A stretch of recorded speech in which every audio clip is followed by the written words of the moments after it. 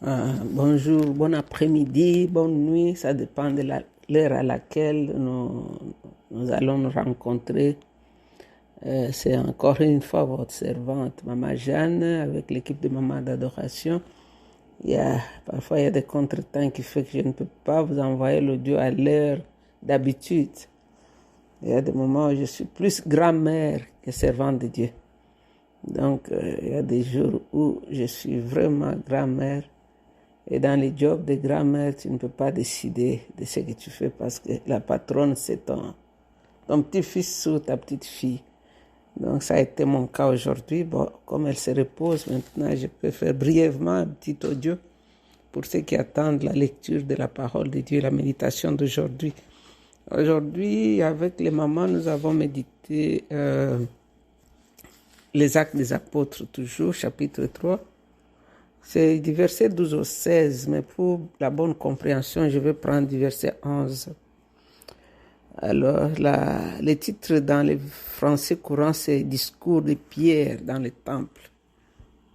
Donc, comme l'homme ne quittait pas Pierre et Jean, tous frappés d'étonnement, accoururent vers eux dans la galerie à colonnes qu'on appelait galerie de Salomon. Quand Pierre vit cela, il s'adressa à la foule en ces termes. « Gens d'Israël, pourquoi vous étonnez-vous de cette guérison? Pourquoi nous regardez-vous comme si nous avions fait marcher cet homme par notre propre puissance ou à cause de notre attachement à Dieu? Le Dieu d'Abraham, d'Isaac et de Jacob, le Dieu de nos ancêtres, a manifesté la gloire de son serviteur Jésus. Il faut bien noter serviteur Jésus. Vous-même, vous l'avez livré aux autorités et vous l'avez rejeté devant Pilate, alors que celui-ci avait décidé de les relâcher. Vous avez rejeté celui qui était saint et juste et vous avez préféré demander à Pilate de vous accorder la libération d'un criminel. Ainsi, vous avez fait mourir le maître de la vie. Mais Dieu l'a ramené de la mort à la vie et nous en sommes témoins.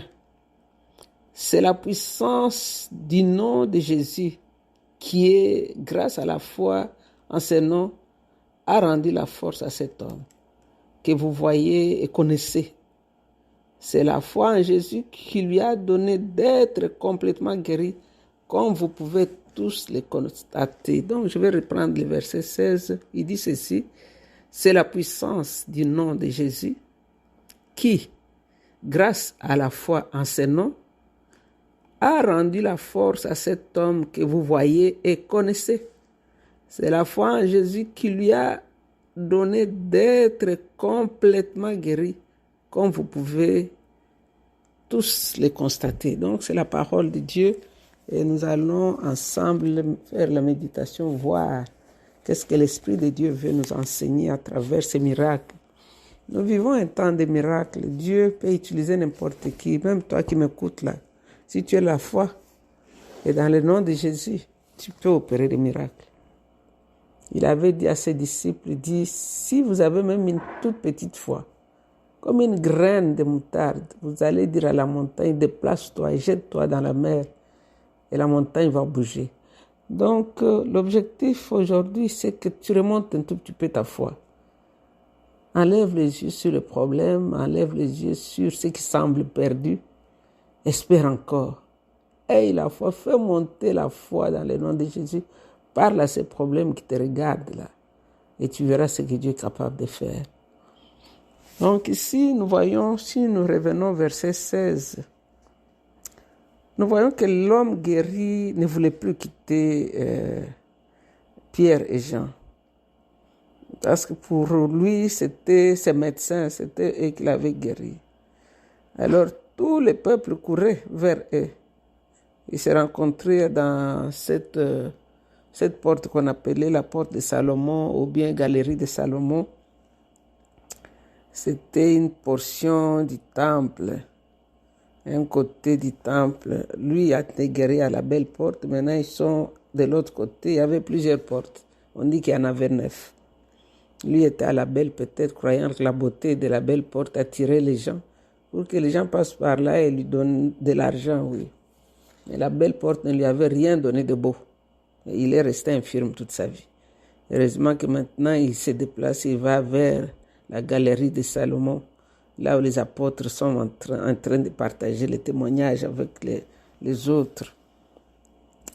Alors ici, cela a donné aussi l'opportunité à Pierre maintenant de prêcher l'évangile. Le verset 12 nous dit que Pierre, ici, il veut décourager les gens qui étaient là, qui étaient venus le voir, d'enlever les yeux sur l'infirme, d'enlever les yeux sur eux-mêmes, les apôtres, et puis il leur explique pourquoi les miracles étaient là. Parce qu'il ne faut pas qu'ils croient que c'est Pierre et Jean qui ont fait les miracles. Donc il veut vraiment enlever leur attention sur eux. Ce qui est vraiment puissant. Parce que de nos jours, nous voyons quand quelqu'un, Dieu l'a permis par lui de faire un petit miracle, il devient lui-même le faiseur de miracles. Il oublie que c'est Jésus qui a permis cela et qui peut utiliser n'importe qui. Jésus peut t'utiliser aujourd'hui, il peut utiliser ton voisin aujourd'hui, il peut utiliser un enfant comme il peut utiliser une grande personne.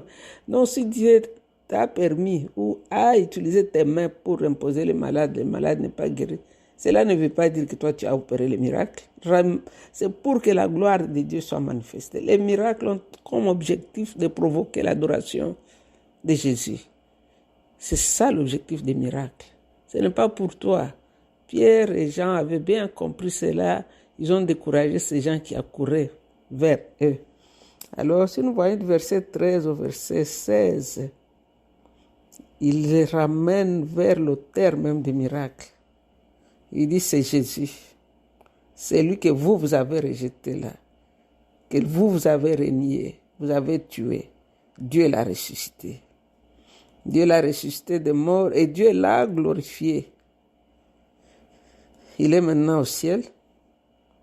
Et par la foi en son nom, la foi en lui, c'est là que vous voyez que cet homme a retrouvé sa guérison.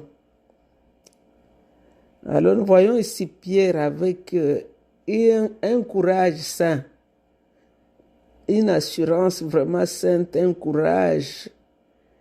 Alors il pointe du doigt au peuple d'Israël, il leur dit, vous avez livré Jésus entre les mains des païens. Et puis il leur dit, vous avez nié Jésus dans la présence même de Pilate. Comme Pilate était déterminé à relâcher Jésus, vous avez insisté, non, crucifiez-le. Vous avez préféré Barabbas.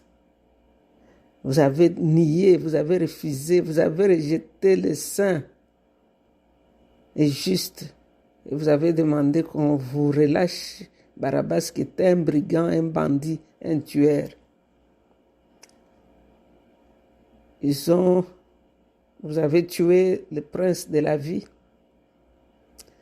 Ici, en contraste avec ce qu'ils avaient fait, voilà ce que Dieu a fait. Il dit, mais Dieu l'a ressuscité des morts. Dieu l'a ressuscité des morts. Dieu a glorifié son serviteur Jésus. Ici, on n'a pas dit son fils. Pierre ici n'a pas dit son fils.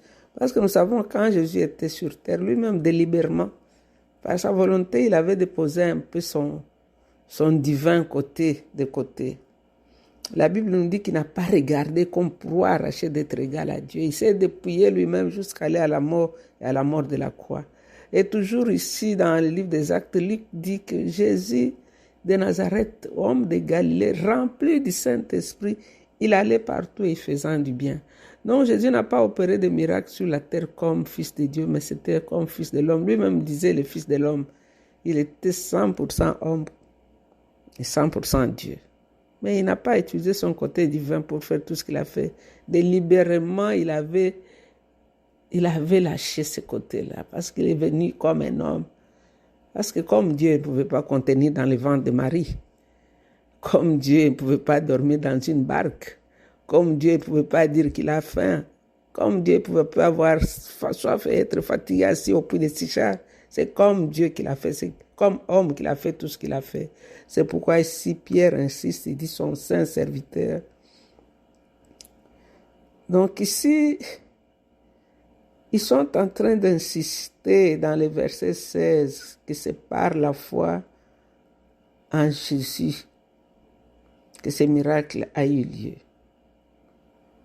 Et dans ce verset, nous voyons que le nom ici, le nom dont il parle ici, c'est le nom de Jésus. Dit par la foi dans ce nom, dans quel nom? Le nom de Christ, le nom de Jésus, que l'homme a été guéri, que l'homme a eu son miracle. Alors, qu'est-ce que tu peux tirer comme conclusion aujourd'hui en lisant ces quelques versets? Qu'est-ce que tu vas appliquer dans ta vie de louange, ta vie d'adoration, ta vie d'être un enfant de Dieu? Quand je parle de la vie d'adoration, ce n'est pas t'asseoir au coin et chanter. La vie d'adoration, c'est la vie que nous menons qui plaît à Dieu, la vie qui honore Christ. Parce que quand nous lisons Éphésiens chapitre 1, il dit tout ce qu'il a fait là, il nous a bénis avec toutes les bénédictions dans les lieux célestes. Et puis, il nous a pardonné tous nos péchés. Il nous a justifiés, nous sommes devenus la justice de Dieu. Il a enlevé l'habit sale qu'on portait. Il nous a mis une robe de justice. Il nous a adoptés. Il nous a scellés avec le sceau de son esprit, afin que nous servions à la louange de son adoration. Donc, ici, là, nous servions, c'est-à-dire ta vie. Ta vie devient une adoration. Ta vie, ce n'est pas quand tu chantes, non, ta vie comme tu la vis là. La façon que tu penses, la façon que tu raisonnes, la façon que tu réagis, la façon que tu t'habilles, doit être une adoration pour Dieu. Donc ici, en conclusion, nous voyons Pierre et Jean, et nous voyons en même temps l'homme guéri qui ne les quitte plus, qui est là, collé à eux. Ils sont maintenant dans la portique de Salomon. Et puis les gens ont entendu le bruit, ils sont venus. Tous ceux qui entraient dans le temple ce jour-là, ils sont dirigés de ce côté-là. Alors Pierre en a profité.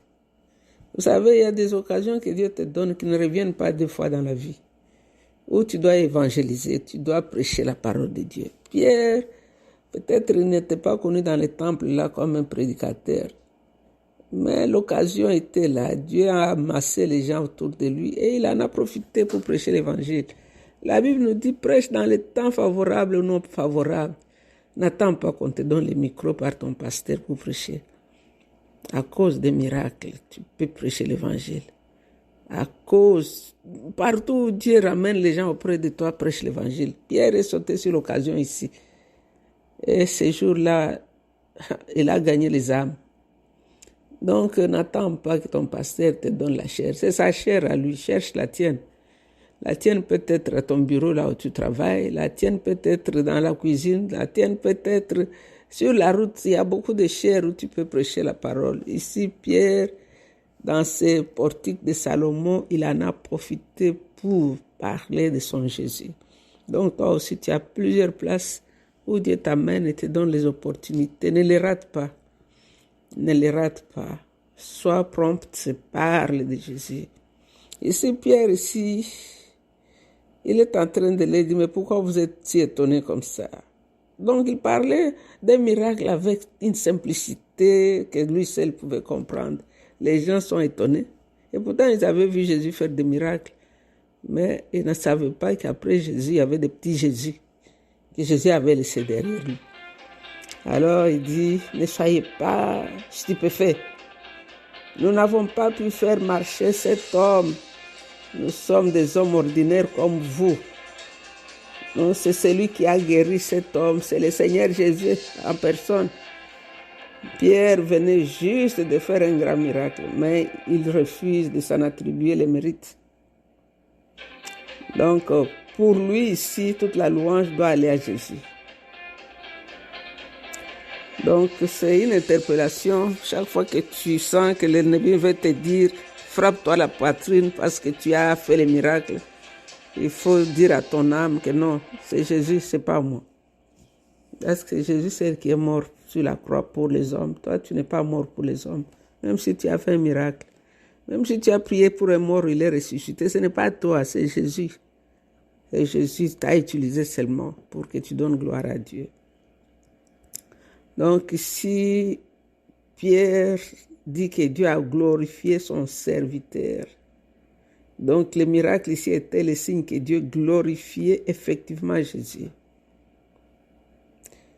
Et quand nous continuons, nous verrons qu'il appelle Dieu le Dieu d'Abraham, d'Isaac, de Jacob.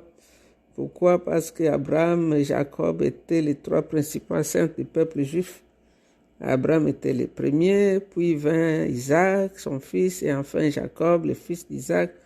Donc tous les juifs descendent de ces trois personnages. Bien que Jésus fût le fils de Dieu, les juifs l'ont livré au gouverneur romain. Donc c'était selon la loi romaine, parce qu'il n'y avait que les gouverneurs romains qui pouvaient condamner un criminel à mort. Et nous connaissons l'histoire, après ces semblants de procès, après ces flagellations, après tout ce qui s'est passé. Bref, Jésus était cloué à la croix comme un criminel. Et pourtant, il était saint. C'est ce que Pierre leur dit, vous avez livré les justes et les saints.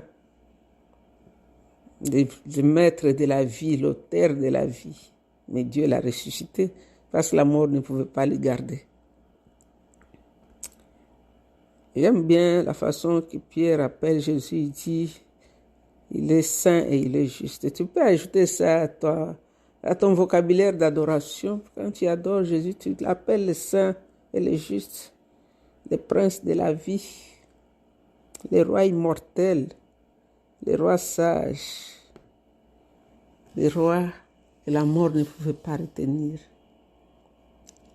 Et Pierre nous montre ici que c'est par la foi en son nom que l'infirme a recouvert complètement ses membres.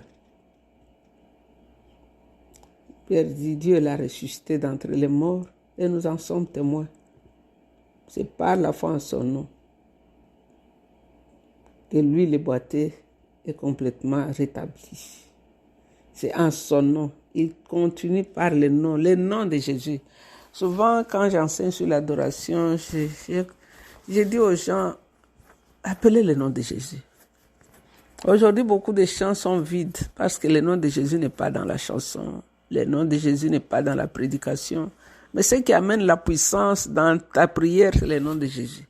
Ce qui amène la différence dans ta chanson, c'est le nom de Jésus. Aujourd'hui, on préfère appeler tous les autres noms.